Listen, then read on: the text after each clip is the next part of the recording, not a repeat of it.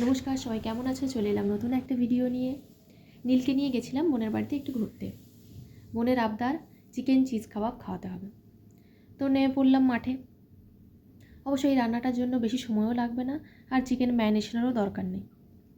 ঝটপট কিছু জিনিস কেটে নিতে হবে: ধনেপাতা, পেঁয়াজ, কাঁচা লঙ্কা, আদা, রসুন, আর একটু নিয়েছিলাম ক্যাপসিকাম। তো সব জিনিসগুলো ভালো করে কেটে নিলাম। এরপর নিয়ে নিতে হবে বোনলেস চিকেন, ভালো করে ধুয়ে মিক্সিতে পেস্ট করে নিতে হবে।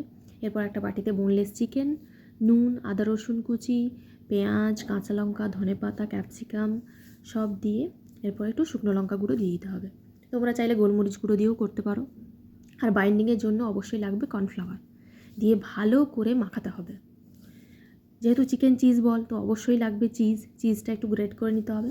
এরপর হাতে একটু তেল মেখে চিকেন পেস্টটা নিয়ে তার মধ্যে একটু চিজ দিয়ে ভালো করে মুখটা বন্ধ করে যেরকম খুশি শেপ দিয়ে দিতে হবে। আমি এখানে গোল গোল করে একটা শেপ দিয়েছি, তোমরা যেরকম খুশি শেপ দিতে পারো। এরপর কড়াইতে তেল দিয়ে দিতে হবে, একটু তেল একটু বাটার দিয়ে ভালো করে এপিট ওপিট করে শ্যালো ফ্রাই করে নামিয়ে নিলেই রেডি চিকেন চিজ কাবাব।